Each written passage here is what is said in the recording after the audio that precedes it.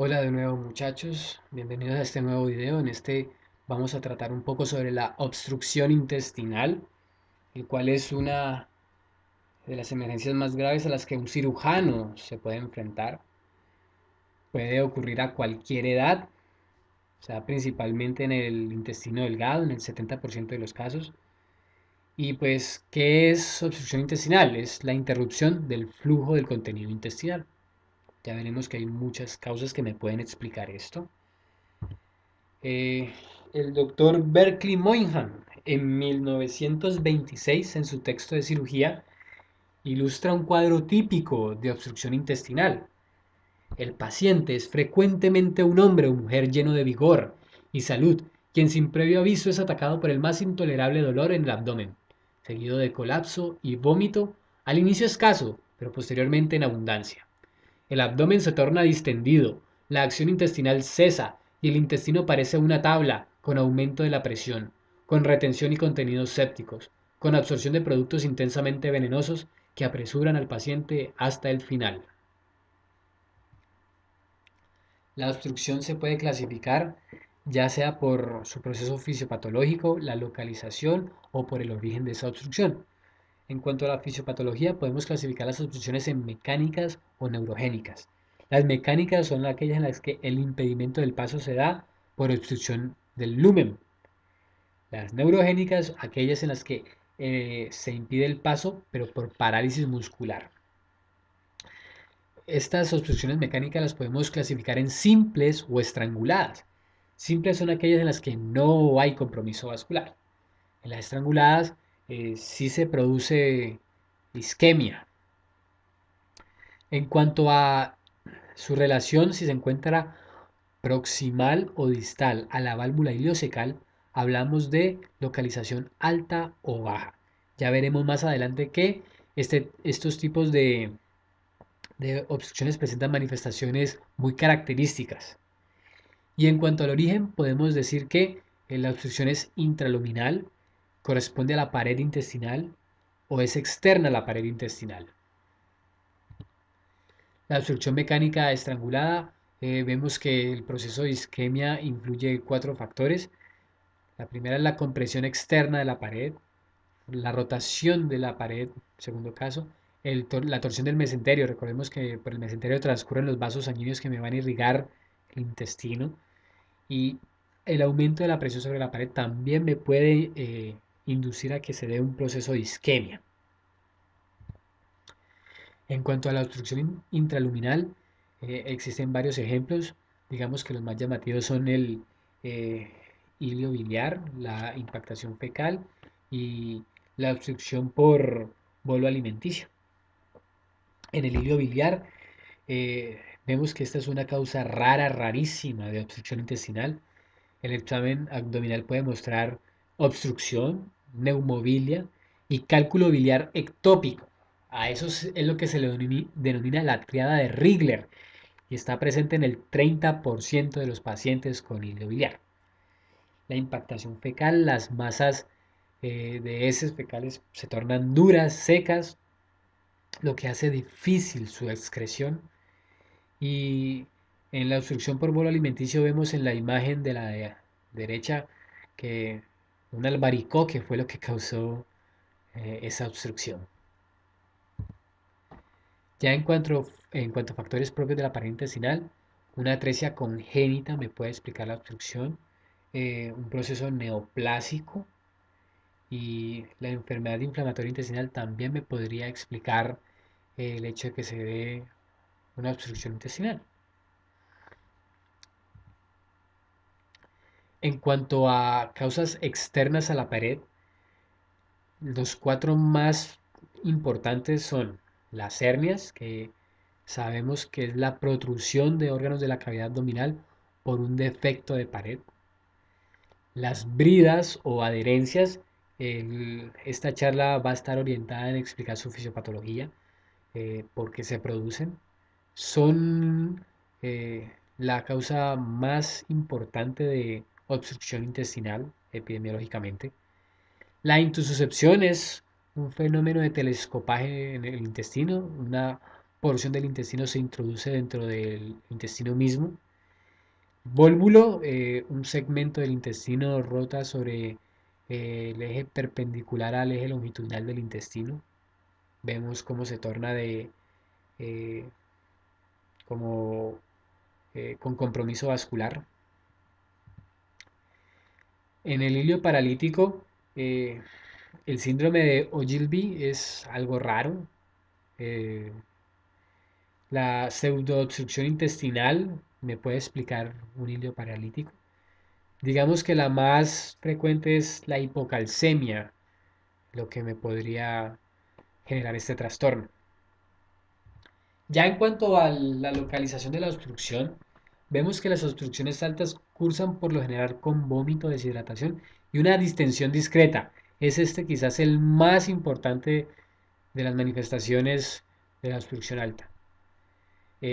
Aqueja principalmente al abdomen superior. El paciente refiere dolor en epigastrio. Ya en la obstrucción baja, eh, pues va a haber mayor retención de contenido intestinal, por lo tanto la distensión va a ser marcada, el dolor va a ser mayor, el vómito aquí sí es menos profuso. Ya vemos entonces, dependiendo de la inspección que hallamos, nosotros podríamos inferir la posición de dicha obstrucción. Las etiologías dependen de la edad. Aquí en Colombia, si hubiésemos los grupos etarios, digamos que lo más frecuente serían ver bridas, luego en orden de mayor a menor, hernias, neoplasias y por último otras causas. Ya en los neonatos, eh, la obstrucción va a estar mediada principalmente ya sea por atresia congénita, vólvulo neonatal, ilio meconial, que es la obstrucción del ilio terminal por meconio espeso, la enfermedad de Hirschsprung, también denominada megacolon agangliosico, las células neuronales no se hallan en la capa muscular del intestino, por lo tanto no hay motilidad y eso conlleva que se dé una estasia fecal, lo que dilataría el colon en ese segmento. El ano imperforado, una situación congénita. Ya en los infantes es común ver la intususcepción como una causa de obstrucción. También complicaciones del divertículo de Meckel. Este divertículo es un vestigio del conducto onfalomesentérico. Es un pequeño saco ciego ubicado en el intestino delgado que se encuentra en el 2% de la población. La enfermedad de Hirschsprung también puede ser manifestaciones en edades infantiles. Las hernias encarceladas son aquellas que no se pueden reducir, el contenido de la protrusión no se puede devolver. La impactación fecal también podría estar ocasionando en este grupo etario una obstrucción. Ya en el adulto joven, digamos que lo más prevalente son las adherencias, más adelante las explicaremos, y las hernias encarceladas.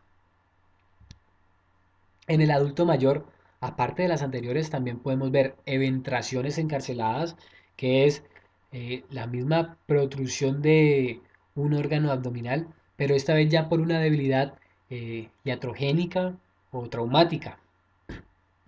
El cáncer me podría explicar también el cuadro de obstrucción, por ejemplo, el cáncer de colon.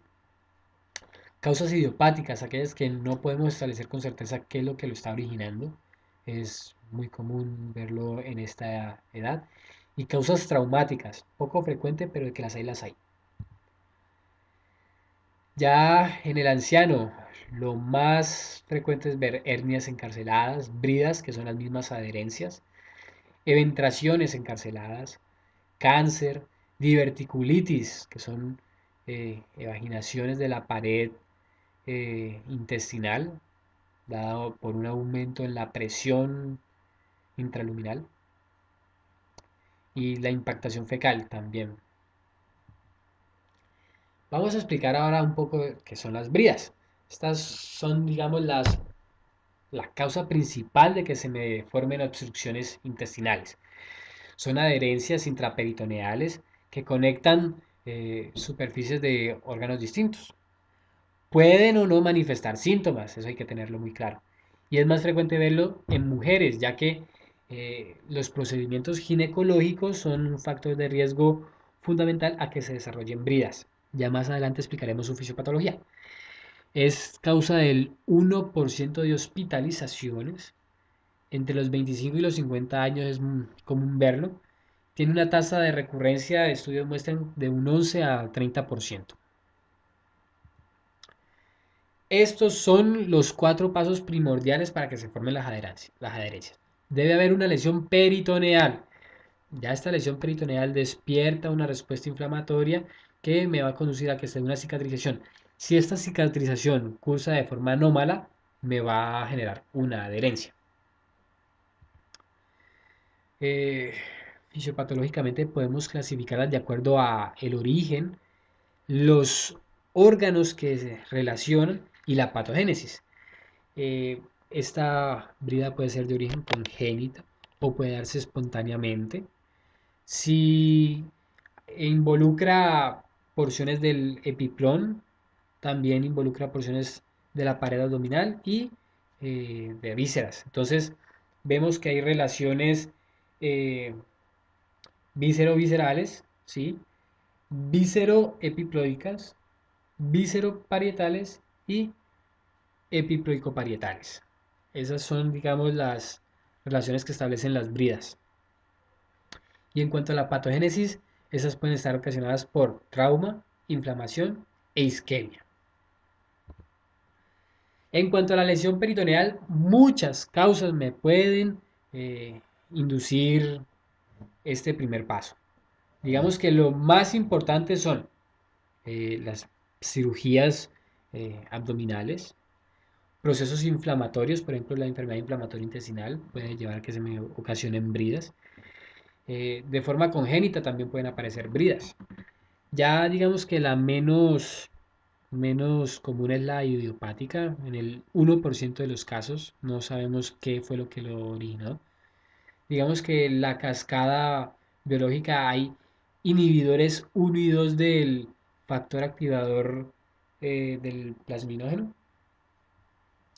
Eh, Esto entonces me va a conllevar a que se dé una disminución del factor activador del plasminógeno y así va a haber una disminución en la lisis de fibrina.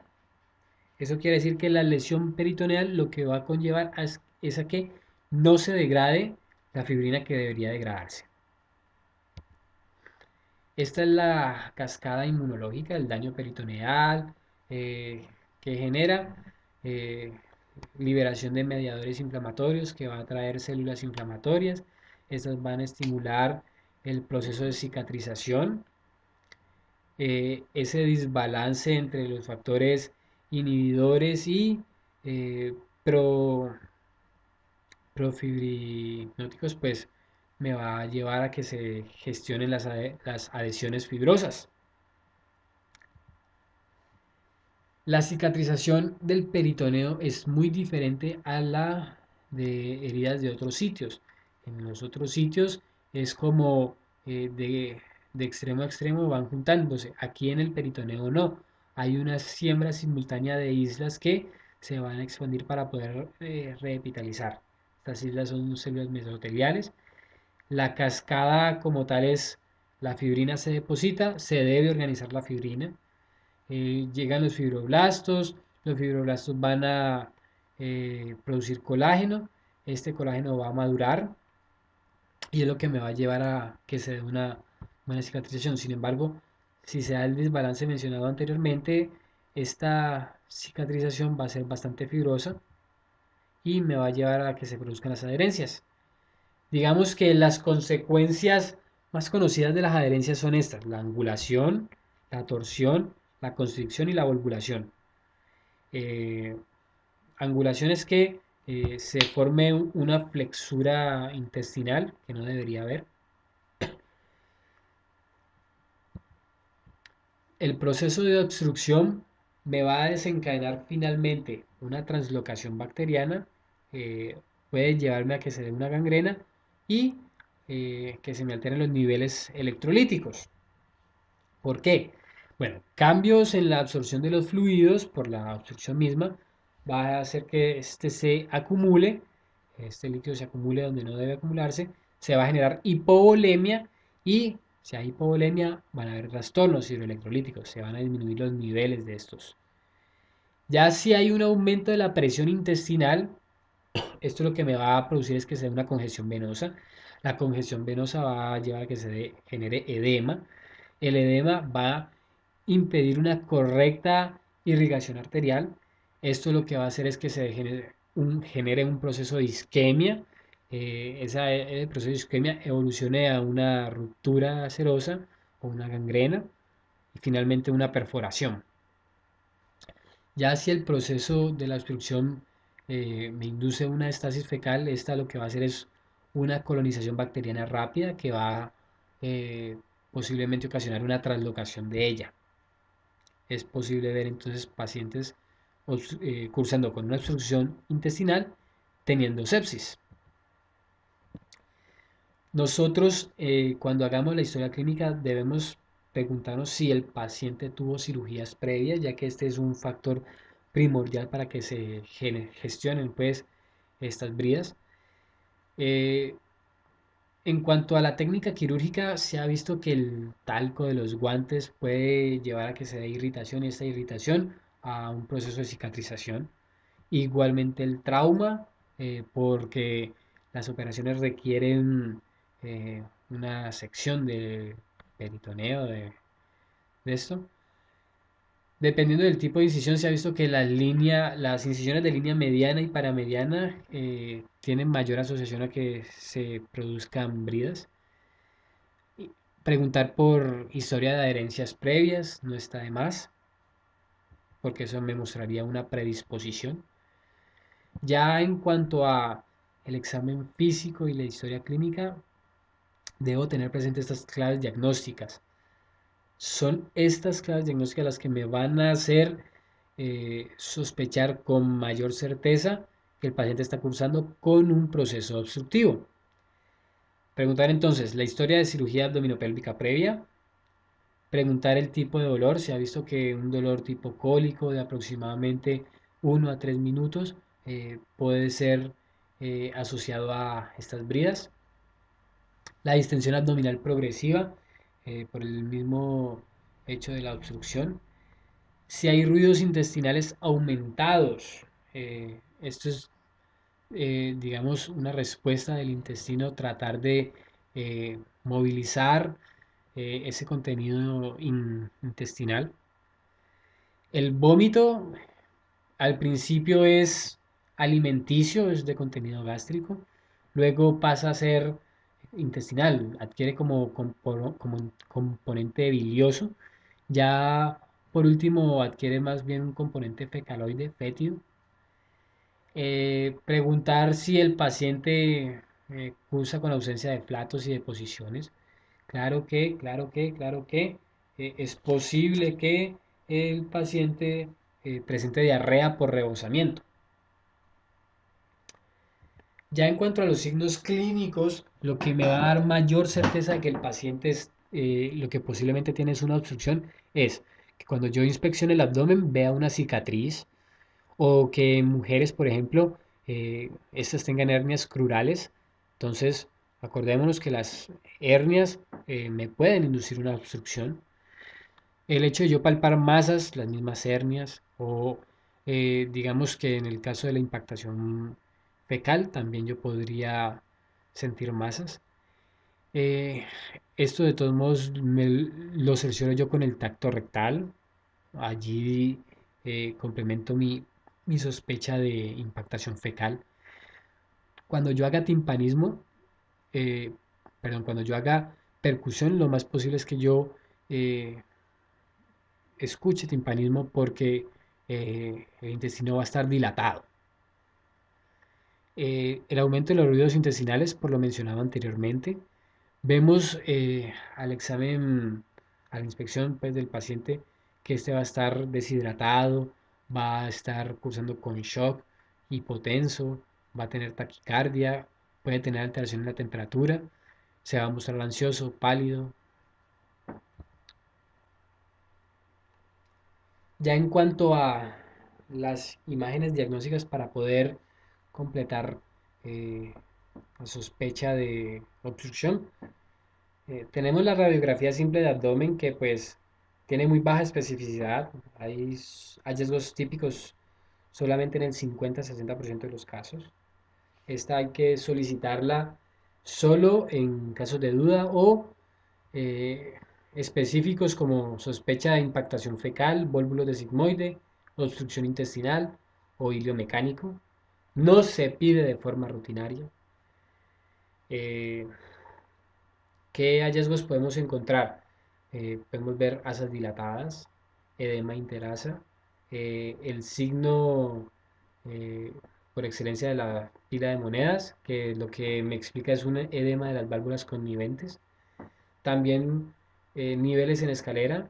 Esos hallazgos son los que me hacen sospechar que el paciente está cursando con un proceso obstructivo. Ya en cuanto a la radiografía con bario, pues estudios clínicos han mostrado que tiene una mayor especificidad, mayor sensibilidad, detecta la obstrucción en el 100% de los casos, se excluye obstrucción si el medio de contraste se observa en el intestino delgado con calibre normal, también en la unión duodeno-yeyunal, en el lado derecho del colon. Es muy bueno este método diagnóstico, el único problema es ser operador dependiente. También necesita fluoroscopio y consume tiempo. Es por eso quizás que eh, uno opta por eh, TAC abdominal, que tiene muy buena sensibilidad y especificidad, respectivamente del 80 y el 96%. Eh, ¿Qué es lo que yo puedo hallar acá? Pues los signos patognomónicos de obstrucción son una distensión proximal de más de 2,5 centímetros, que haya colapso distal de menos de 1 centímetro, si hay gas intraluminal en el asa dilatada, el signo de la hilera de burbujas que es patognomónico de la obstrucción. Lo bueno del TAG es que se puede diagnosticar y demostrar una oclusión con estrangulación y esto me define el manejo rápido del paciente. Eh, ¿Qué signos podría darme la sospecha de que el paciente cursa con una estrangulación? Pues que vea yo encarcelación de la pared intestinal o del mesenterio, si veo congestión mesentérica o si veo hemorragia. También, en caso tal, yo podría sospechar isquemia si lo que yo percibo es una pared engrosada, ingurgitación del asa intestinal, si veo volumen de ascitis, eh, si veo un inusual curso pues, de la vasculatura mesentérica o si también veo una ingurgitación difusa de la vasculatura mesentérica. La ecografía abdominal es utilizada para la detección del deslizamiento de un asa mayor de 2 centímetros, ya sea por movimiento diafragmático o porque haga yo compresión con el transductor. Si la víscera presenta un deslizamiento menor de 1 centímetro, es muy probable que haya adherencias viscerovarietales. Ya si, por ejemplo, se desliza más de 2 centímetros, pues puedo concluir que no hay adherencias. Ya en cuanto a los predictores de isquemia intestinal, pues eh, la estrangulación es la complicación más temida, así que yo debo, tanto con la historia clínica y el examen físico, buscar si es que el paciente tiene dolor continuo más que cólico, shock, fiebre, taquicardia, si veo que hay elevación de leucocitos, defensa abdominal, masa abdominal palpable. eh, Si veo también que el paciente cursa con acidosis metabólica, eh, bueno, la gangrena o la estrangulación, pues eh, es, es sospechable precisamente por eh, el, el síndrome de inflamación, síndrome inflamatorio sistémico. No obstante, pues hay que corroborarlo, ya sea por una resección intestinal o por un manejo en la UCI. El tratamiento se da con líquidos isotónicos, Debo yo monitorizar la presión venosa central, poner una sonda vesical para medir el gasto urinario. Debo vigilar precisamente que no se presenten signos de estrangulación. Si se presenta ya eso es indicativo de cirugía. Si no, quiere decir que está respondiendo y continúa el manejo médico. Eh, Debo tomar exámenes, aprovechar al paciente, seguir con la reanimación, descompresión con sonda nasogástrica y siempre monitorización clínica. Ese es el manejo médico principal. Ya en cuanto al tratamiento quirúrgico, pues debo hacerlo es primero si hay predictores de isquemia, segundo si no hay mejoría después de las 24 horas, tercero si ya sé que hay adherencias corroboradas por imagen. Entonces, yo con la cirugía lo que busco es eliminar esas adherencias. Hay un riesgo de recurrencia, sí. Si la brida es única, hay un 25% de recurrencia de adherencias. Si son múltiples adherencias, hasta un 49%. Ya para finalizar, eh, es importante reconocer que eh, un factor decisivo para que esto se presente en los pacientes es la misma intervención médica. O sea, el hecho de que se hagan cirugías, si no se tienen los debidos cuidados, esto me puede aumentar el riesgo de que el paciente desarrolle una adherencia y por ende una obstrucción. Así que debo limpiar muy bien los guantes, procurar que no tengan talco que induzca esa reacción inflamatoria, evitar las manipulaciones y las disecciones innecesarias, disminuir los tiempos operatorios, evitar la remoción compulsiva de las membranas intestinales, secar bien el peritoneo después de lavarlo. Antiguamente se tenía la idea pues de dejar la cavidad con líquido, pues ya esto ya está bastante revaluado. Y por último y no menos importante, iniciar la cirugía por técnicas mínimamente invasivas. Recordemos que estas técnicas, además de eh, la menor cicatrización que dejan, son más conservadoras y eh, tienen menor riesgo de que se produzcan adherencias. Esta es la conclusión de la charla. ¿Qué hacer cuando yo sospecho una obstrucción intestinal, ya sea por la historia clínica o por el examen físico? Pues aplico de uno de los predictores clínicos de estrangulación. Si el paciente tiene criterios positivos, ya, de una para la parotomía. Pero si no, yo puedo hacer una radiografía simple. Si esa radiografía me deja con dudas y el paciente es de alto riesgo, hago un TAC como para confirmar. Pero si el paciente es de bajo riesgo, por, por ese análisis pretest que hemos hecho, eh, lo dejo en observación. Ya si con la radiografía simple me doy cuenta de la obstrucción, doy manejo médico por 24 horas. Si a las 24 horas de manejo médico se encuentra mejor, doy salida al paciente. Pero si no mejora o empeora, de una la parotomía. Bueno, muchachos, esto fue todo. Espero que hayan aprendido un poco. Nos vemos en la próxima.